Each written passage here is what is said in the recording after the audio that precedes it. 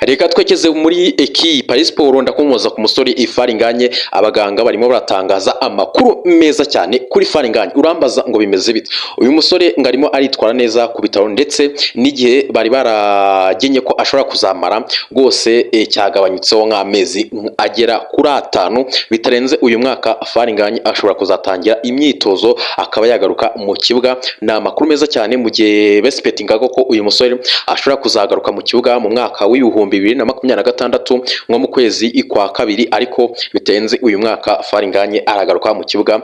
Byibuze sezo izatangira mu kwezi kwa 8 uyu musore ashobora kuzatangira imyitozo. Ndaza kubwira uburyo ari kwitwara ndetse n'uburyo abaganga bariho baramubona kwa muganga, ndetse n'agashya yakoze rwose ku bitaro bitewe n'iyi mvune, uburyo aba ari imvune itinda, akaba ari imvune igorana.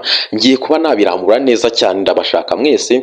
Ifaringanye ni top scorer wa Rayon Sport, ni umukinnyi ukomeye cyane, yarigaragaje nge nanamwemeye cyane. Umukinnyi rwose ubona ko afite skills, afite shot on target, afite ibintu byinshi umwataka akenera. Ni Ifaringanye wabonaga ko rwose yari umukinnyi mwiza cyane. Ngiye kukubwira ko aka kanyu tuvugana inama irimo y'ubuyobozi bwa Rayon Sport ndetse n'abakinnyi na Robertinho by'umwihariko barimo barabagenera prime y'akasamutwe. Inama ari iteganyijwe ku munsi w'ejo kuwa 4, ariko inama ntago yabaye bitewe nuko imvura ku munsi w'ejo imvura yaraguye mu gihe bariho bagiye kwerekeza mu Nzove.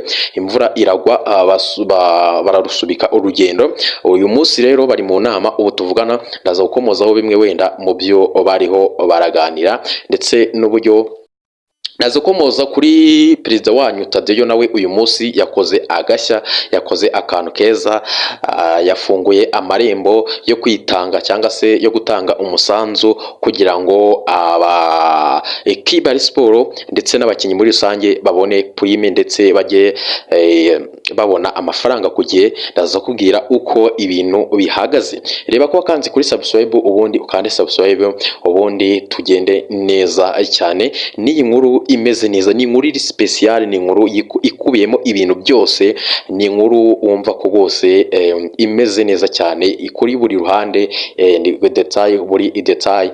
So ndeka nere gutinda, ngize ko mwasoje ukanda subscribe, ni ibintu biba byoroshye. Umuntu wese utarakanda subscribe, reba ko wakanze kuri subscribe ku ruhande rw'iburyo, n'uwayikanze nawe mutere isari.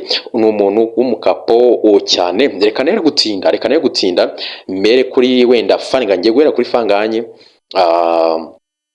Inama ndaza kuyikomozaho nyuma, ariko Ifaringanye reka bariwe duheraho kuri aya makuru meza cyane. So kuri Ifaringanye uko ibintu bihagaze nuko uyu musore ngira ngo hashize nk'ibyumweru 2 niba mbyutse neza bamubaze ivi.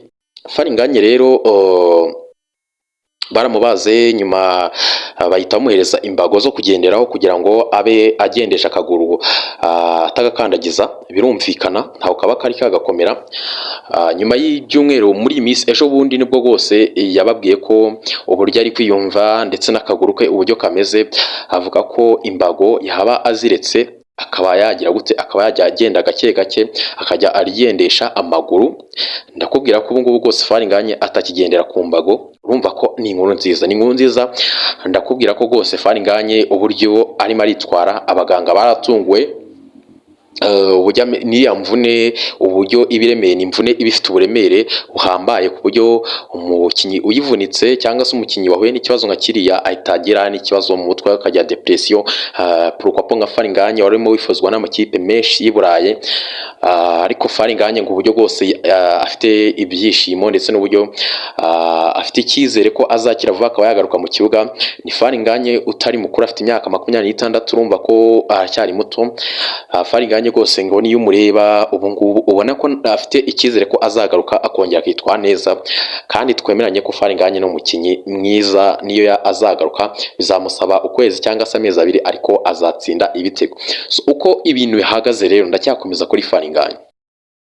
Ifaringanye rero abaganga bumvaga ko uyu musore wenda byibuze ashobora kuzagaruka mu kibuga agatangira imyitozo ku ruhande nko mu kwezi kwa 2 mu mwaka w'ibihumbi 2026. Urumva ko uhereye ubu ngubu ni hafi umwaka imbere. Abaganga rero nyuma y'ukuntu Fani Nganye arimo aritwara ndetse n'uburyo imbago yahise azishyira hasi bakabona uburyo arimo aragenda gake gake natarakomeza umugabo ukomeye cyane Kanyabugabo Haji ku munsi w'ejo ejo bundi yari yagiye kumusura yamusigiye amafaranga atari hasi ya miliyoni. Urumva ko barimo baramukorera ibintu byiza. Fani Nganye rero tugiye kureba igihe azagarukira kandi kuri subscribe. Fani Nganye abaganga bitewe n'uburyo bari kumubona ndetse n'uburyo arimo aritwara barimo barabona ko uyu musore mu kwezi kwa 9 shampiyona imaze ukwezi kumwe itangiye. Urumva tuzaba tumaze ukwezi kumwe shampiyona itangiye.